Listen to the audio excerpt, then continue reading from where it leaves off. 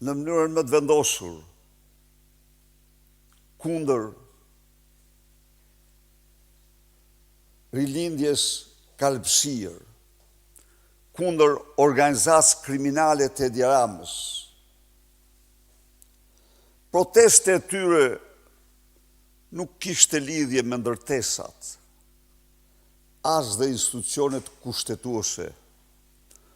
Protesta, revolta, zemrimi i qytetarëve shqiptar dje dhe që zjenë sot në të katër anë të vendit dhe në diaspor, ka lidhje vetëm me Ramaduron. Vjedhjet e ti qindra milionë miliarda euro, lidhjet e ti me krimin organizuar kartel të drogës,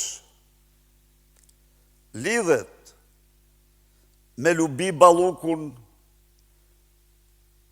lindat e Ramës, ajo e Akshit dhe Surrelit, Ergjys Agasin dhe qeveritarët e tjerë hajdut. Dje, regjimi u trondit nga themelet. Dje, qytetarët triumfur në rrugë dhe sheshet e Tiranës. U bën zëri ndërgjegjës së njerëzve të ndershëm, të cilë nuk pajtohen kur me një qeveri me lidhjet të tmerrshme me drogën dhe krimin.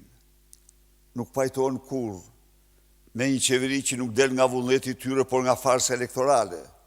Nuk pajtohen kur me një qeveri që vjedh gjerë në 90% të taksave të tyre dhe çmendurisht të gjitha dhe pasurisë publike.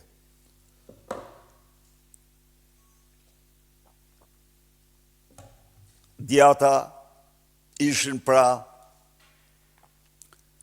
vetë ndërgjegja e kombit në betejë.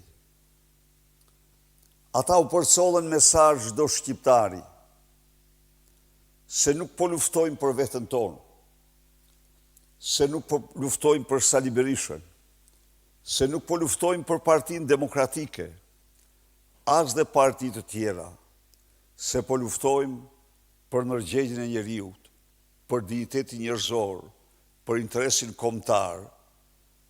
Po luftojmë dhe për ju që po na ndiqni në televizione, po luftojmë dhe për ju që mund mos u pëlqej protesta. Në fakt, po luftojmë dhe do luftojmë për çdo shqiptar.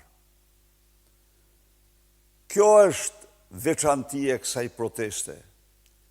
Kjo është protesta e ndërgjegjës. Dhe nuk ka asgjë më të fuqishme. Nuk ka asgjë më të pathyeshme. Nuk ka asgjë më të pamposhtur se sa ajo që buron nga ndërgjegja e njeriut.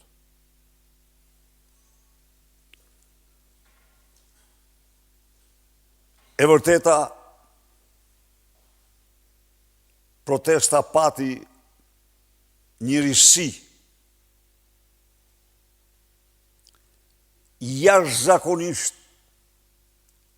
transishme dhe themelore. Ajo u dominue nga rinia, nga të rit, adoleshentët, u dominue pra nga guximi, energjia dhe vendosmëria e trive. Një ogur i bardhë shumë ky për shqiptarët. Një shpresë e vërtet se do jenë të rritë dhe gjenerata e tyre ata të cilët do të përmbysin, do të largojnë nga pushteti këte organizatë kriminale.